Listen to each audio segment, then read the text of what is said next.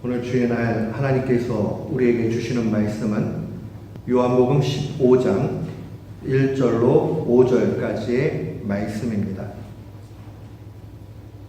요한복음 15장 1절부터 5절까지의 말씀.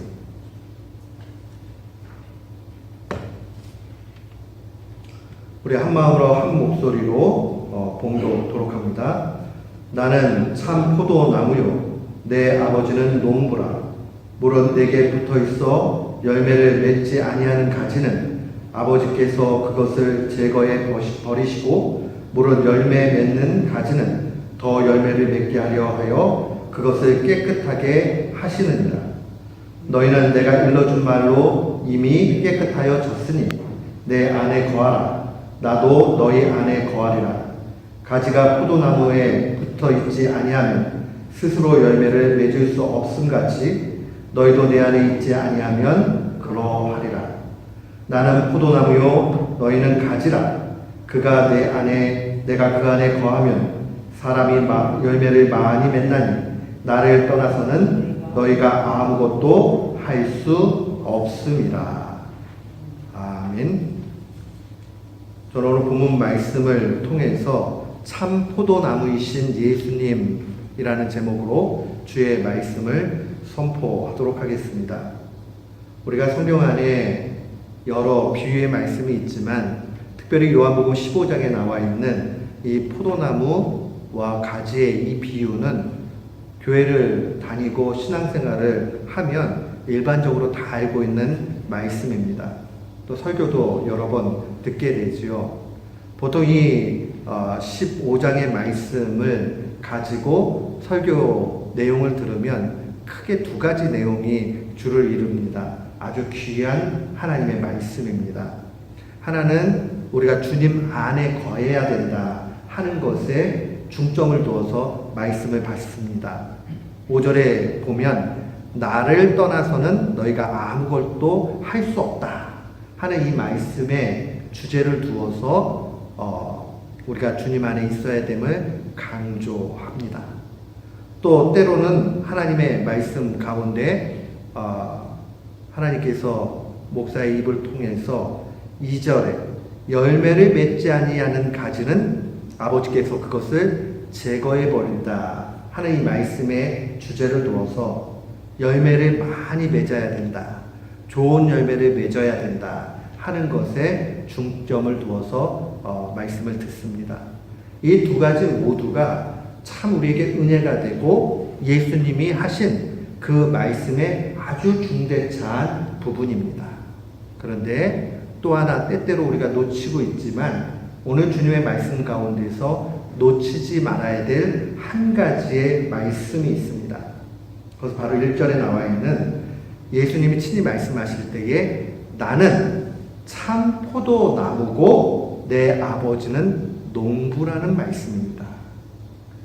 이 요한복음에는 예수님의 설교 가운데 나는 무엇이다 라고 얘기하는 이 말씀 가운데 7개가 기록이 되어져 있는데 그 가운데 마지막이 이 나는 참 포도나무다 라는 그 하나님 예수님의 말씀이에요.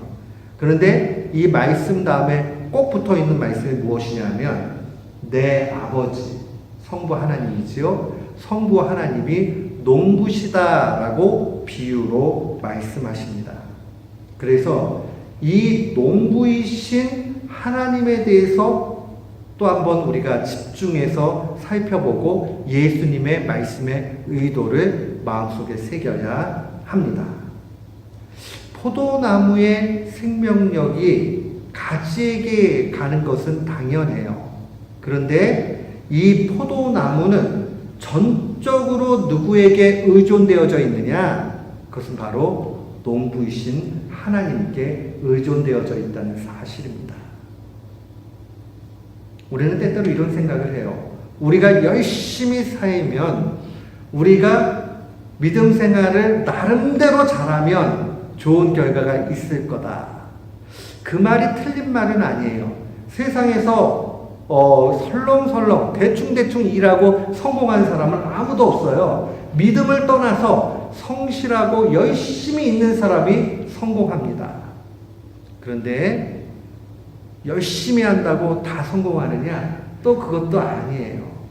또 성공했다고 그게 다 가치 있느냐? 그것도 아니에요. 언제나 놓치지 말아야 되는 것은 인간이란 존재는 한계가 있고 무언가에 의존되어져 있을 때만 안정적이라는 거예요. 포도나무의 생명력은 농부에게 달려 있습니다. 우리의 생명력은 예수 그리스도께 있느냐에 달려 있고 이 말씀은 동시에 하나님과 무관하지 않다라는 것을 전제합니다. 농부의 손을 언제나 응시할 수 있어야 됩니다. 인간이란 존재는 철저하게 의존적인 존재라는 것을 놓치지 말아야 됩니다. 내가 얼마든지 홀로 서서 열심으로 살면 성공한다. 내 인생은 내가 개척한다. 이게요, 어느 정도 맞는 말 같지만 이거같이 넌센스가 없어요. 가짜가 없어요. 인간은요, 철저하게 창조자에게 의존하는 존재입니다. 그래서 세상 지혜가 있던 사람들도 이런 이야기를 했어요. 이 사도행전 17장에 보면 사도가 증거할 때에 우리가 그를 힘입어 살며 기동하며 존재한다. 이 표현은요, 고대 유명한 시인이 했던 시에 나오는 말이에요. 우리는 누군가에게 의존하고 힘을 깃대어 살고 또 움직이고 그러한 의존적 존재로 살아간다 하는 게 그의 고백이에요. 이것에 대해서 바울 사도가 이야기할 때 그가 누구냐? 너희들은 정확하게 알아야 된다. 그분은 바로 하나님이다. 우리가 행복하기 위해서는요, 우리가 정말 가치 있는 인생을 살기 위해서는요, 하나님께 전적으로 의존해야 돼요. 그렇게 의존되어질 때만 우리는 열매 있는 삶을 살게 됩니다. 열매 있는 삶이라는 말은 굉장히 중요해요. 열매라는 것은 양분이 들어갈 때만 맺혀지게 되죠. 그런데 이 양분이 있어서 맺혀진 것은 가치 있는 열매가 되기도 하고 가치 없는 열매가 되기도 한다는 것을 놓치지 말아야 됩니다. 아예 붙어는 있는데 열매를 못 맺을 수도 있습니다. 그렇기 때문에 오늘 주님께서 열매 있는 삶이라 라고 얘기하는 것은 우리가 신앙인의 참다운 열매인 동시에 그 열매가 우리의 인생에 가치를 부여해 줄 수 있어야 됩니다. 예컨대 이런 거죠. 열심히 일을 해가지고 돈을 벌었습니다. 인생 가운데 열매가 있습니다. 그런데 그가 신앙생활을 하지 못해서 하나님과 무관한 삶을 살았어요. 그러면 신앙적인 관점에서 보면 뭐죠? 돈은 벌었다라는 돈의 열매는 있지만 그 열매는 무가치한 열매예요. 어떤 이는 믿음 생활을 열심히 했어요. 자기의 삶 가운데 은혜 받아서 열심히 살았어요. 근데 하나님께서 불신자보다 더 많은 걸 주지는 않으셨어요. 그저 먹고 살 수 있는 일용할 양식으로 만족하게 얻었어요. 그의 열매는 사람 눈에는 대단한 것 아니지만은 하나님의 눈에는 그 열매는 가치 있는 열매입니다. 우리는 그 신앙을 언제나 간직해야 됩니다. 오늘 우리는 어떻게 하면 하나님 앞에 전적으로 의존해서 열매 있는, 가치 있는 삶을 살게 될 것인가? 오늘 주의 말씀을 통해서 분명히 깨달아야 됩니다. 오늘 2절 말씀은 우리에게 좀 충격적입니다. 2절 말씀 보세요. 물은 내게 붙어있어 열매를 맺지 아니하는 가지. 이 가지가 두 종류가 있다라는 거예요. 포도나무에 붙어있긴 있는데 열매를 온전히 맺는 그러한 가지가 있고 열매를 아예 맺지 못하는 가지가 있다라는 거예요. 이 원 기둥에 나무에 붙어있는데 그렇다는 겁니다. 우리가 이 사실을 바라보면서 하나 깨달아야 되는 것이 있습니다. 이 과연 나무에 붙어 있는데 열매 맺어 있지 못하는 것은 무엇일까요? 겉으로 보기에는 분명히 원나무에 붙어 있는 가지가 맞아요. 근데 아마 그것을 이 MRI로 잘 촬영을 해가지고 본다면 다 말라 있을 거예요. 양분이 가지 못할 거예요. 통로가 막혀 있을 거예요. 문제가 있을 거예요. 이것은 우리에게 경고의 메시지를 줍니다. 우리의 외모로, 우리의 생각으로 나는 주님께 붙어 있어! 라고 생각하는데 아닐 수 있다는 사실입니다. 겉모습은 가지가 맞지만 말은 가지일 수 있다는 겁니다. 우리의 이야기로 오게 되면 교회에 출석을 합니다. 헌금도 드립니다. 교회 봉사도 합니다. 구제도 합니다. 예배도 드려요. 그런데 믿음 없이 그냥 출석할 수 있다는 겁니다. 그러면 문제가 있다는 거죠. 믿음 없이 종교적인 행동을 해 나가는 것, 이것은 마치 주님께 붙어 있는 듯 보이지만 온전한 믿음이라 볼 수 없다라고 증거합니다. 사랑하는 성도 여러분, 무서운 말씀이죠. 우리 주님은 마태복음 7장에서 더 강력하게 말씀하셨습니다. 주님의 음성을 한번 들어보세요. 그날에 많은 사람이 나더러 이르되 주여 주여 우리가 주의 이름으로 선지자 노릇하며 주의 이름으로 귀신을 쫓아내며 주의 이름으로 많은 권능을 행하지 아니하였나이까? 주님의 답변이에요. 그때 내가 그들에게 밝히 말하되 내가 너희를 도무지 알지 못하니 불법을 행하는 자들아 내게서 떠나가라. 내가 주님 이름으로 목사했잖아요. 내가 주님 이름으로 기도해가지고 병자도 낫게 했잖아요. 귀신도 내어쫓잖아요. 그래? 나 너 모르겠는데? 얼른 물러라. 주님이 그렇게 하실 수 있다는 거예요. 언제 그렇죠? 우리의 믿음이 온전한 믿음이 아니라서 모양은 있었지만 열매가 없다면 이것은 심각한 문제라는 사실입니다. 사랑하는 성도 여러분, 그런 의미에서 우리가 분명히 기억해야 되는 것은 우리가 하나님 앞에 전적으로 의존되어져 있을 때만 오직 우리에게는 열매가 나타납니다. 다른 종교에는 자기의 열심과 능력을 통해서 어느 수준으로 올라가는 게 있어요. 기독교 신앙에는 전혀 없어요. 기독교 신앙은 전적으로 하나님께 의탁하는 겁니다. 믿음이 제일 좋은 의탁의 모습이 무엇이냐? 그것은 바로 하나님께 예배하는 것이요, 그것은 기도하는 겁니다. 그래서 경건한 하나님의 사람들, 특별히 칼빈 같은 이는 이야기할 때에 믿음의 주된 활동, Chief Exercise of Faith, 내가 믿음이 좋았을 때 어떻게 하느냐 라고 얘기했을 때 한마디로 기도다, 이렇게 얘기했어요. 기도다.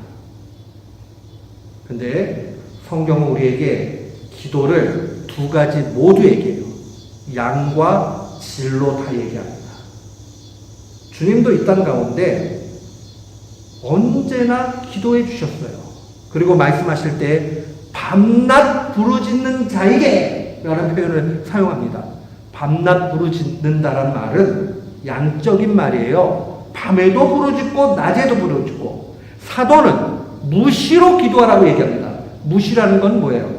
시간을 정해놓은 정시기도 외에도 생각이 날 때마다 정해놓지 않은 그 시간이라도 주님 앞에 기도하라. 그러니까 언제나 깨어서 기도하는 거죠. 기도를 쉬는 죄를 범치 말게 도와달라고, 또 기도하라고 선지자는 이야기합니다. 사랑하는 성도 여러분, 믿음이 좋으면 열심히 기도합니다. 양적으로 풍성하게 기도합니다. 제가 임상적으로 보니까, 목회를 해서 보니까 기도를 열심히 하는 분들이요, 응답을 많이 받더라고요. 그건 확실해요. 주님 어차피 다 아시는데 그렇게 해야 되나?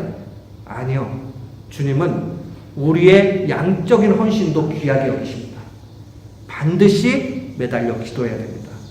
또한 질적인 기도가 있어요. 이 질적인 기도는 뭐냐? 하나님 앞에 간절한 믿음의 기도를 의미합니다. 믿음을 가지고 기도해야 돼요. 의심하지 않고 기도해야 돼요. 주님께서 반드시 응답해 주신다. 어떤 식이든 응답해 주신다. 그 질적인 믿음을 가지고 기도에 나아갈 때 주님은 주님의 방법으로 주님의 때에 이끌어 주십니다. 그러니까 우리의 삶 가운데 열매 있기 위해서는 열심히 기도해야 돼요. 제가 언젠가 말씀드렸죠. 저 학부 때 동기 정수기. 걔는 진짜 너무 열심히 기도해가지고 선배들이 제발 너 저녁에 기도 좀 하지 마라. 잠을 못 자겠다 하는 친구예요. 그 친구가 입학할 때 성적이 별로 안 좋았어요. 근데 졸업할 때 저는 정말 원어민이 영어하는 줄 알았어요. 열심히 주님 앞에 기도하고, 여학생이 그때 당시에 총신대학원 많이 뽑지 않을 때예요. 당당히 합격했어요. 하나님 앞에 간절히 바라면서 기도하니 주님께서 은혜를 베풀어 주시고 더 열매를 더하게 맺도록 인도해 주십니다. 오늘 말씀도 그러잖아요. 2절에 보니까 무릇 열매 맺는 가지는 더 열매를 맺게 하려 하여 그것을 깨끗하게 한다. 그러니까 열매 못 맺는 것들은 잘라주잖아요. 농사 지어 보신 분들 아시지만 전지한다고 그러죠. 이 가지를 자르는 작업들을 해줘야 진짜 영양소가 갈 곳에 잘 되잖아요. 열매가 더 많이 맺도록 그렇게 하는 거죠. 우리는 믿음 가운데 질과 양의 기도를 해야 되고, 이 기도의 정점을 우리 주님이 보여주셨어요. 주님 새벽 미명에도 기도하셨죠. 마지막 순간 겟세마네 기도에서 동산에서도 기도하셨어요. 뭐라고 기도하셨죠? 나의 원대로 마옵시고 아버지의 뜻대로 하옵소서. 모든 걸 전적으로 주님 앞에 맡기는 거죠. 우리는 이 사실을 마음에 간직해야 됩니다. 그렇구나. 정말 열심히 기도할 때에 열매가 있구나 하는 것을 기억해야 됩니다. 또한 이 기도함을 통해서 우리는 동시에 예수 그리스도께 딱 붙어 있어야 됩니다. 예수 그리스도께 딱 붙어 있다라는 말씀이 무엇이냐? 오늘 3절 말씀으로 한번 보세요.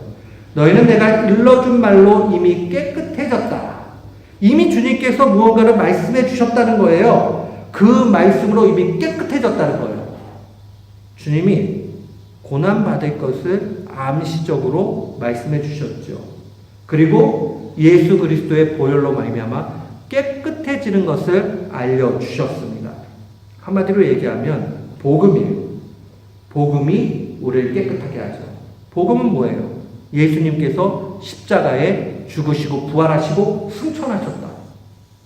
다시 우리를 심판주로 이 땅에 오셔서 재림하신다.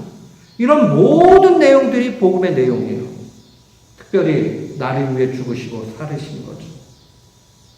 그 사실 믿는 사람은 이미 깨끗해졌다는 거예요. 그런데 우리가 이 가운데서 또 하나 실천해야 될 것이 있습니다.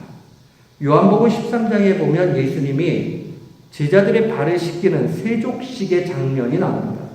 근데 거기 보면 베드로가 예수님한테 씻으면 안 돼요 라고 하니까 내가 너의 발을 씻지 않으면 너랑 나랑 상관없어. 그러니까 이 베드로가 뭐라 그래요? 그럼 나 목욕시켜주세요. 이렇게 얘기를 한단 말이에요. 그러니까 주님 말씀하시기를 이미 목욕한 자는 발밖에 씻을 필요가 없다라는 말씀을 하십니다. 목욕했다라는 것은 이미 그 속에 예수 그리스도로 말미암아 구원받았다. 그 구원의 확신이 있는 사람은 목욕을 더 할 필요가 없다. 예수님을 믿었으면 그거로 좋게 다만 발은 씻어야 돼요. 여러분 이단 가운데 구원파 있습니다. 구원파가 가장 중요하게 여기는 것은 이것입니다. 너 언제 구원받았니? 너 언제 회개했니? 언제 회심했니? 네 생일도 기억하면서 회심한 날짜를 기억 못해? 그건 가짜지. 이렇게 얘기를 해요. 왜냐하면 그들의 교리는 한 번 구원받은 날짜를 기억하고 있으면 그 경험으로 좋게 해요. 더 이상의 회개가 필요 없어요. 그러나 주님은 뭐라고 말씀해요? 발을 씻어야 돼요. 우리가 구원은 받아서 천국의 시민권을 얻었지만은 그러나 여전히 이 땅 가운데 죄를 지을 때가 있어요. 그럴 때마다 회개해야 돼요. 어떻게 해요? 예수 그리스도의 보혈을 통해서 깨끗하게 됨을 다시 한번 믿고 주님 앞에 회개하는 거예요. 그 신자의 삶은 구원받은 의인이 회개를 통해서 천국에 들어가기까지 달려가는 과정이에요. 그러니까 우리는 회개를 분명히 계속 해야 됩니다. 근데 오늘 주님께서는 4절과 5절에 다 내 안에 거하라 라고 말씀하십니다. 내 안에 거하라. 이 내 안에 거하라는 말씀이 무엇이냐? 이 거한다라는 말씀은 연합한다라는 의미가 확장적으로 들어가 있어요. 우리가 구원을 받았으니까 끝이다 하고 나가면 안 돼요. 구원을 받았기 때문에 주님 안에 계속 머물러야 돼요. 그게 거하는 건데 그것이 주님과 하나가 되는 거예요. 특별히 예수 그리스도와 하나가 되는 것. 연합이라고 얘기하고 동행이라고 얘기해요.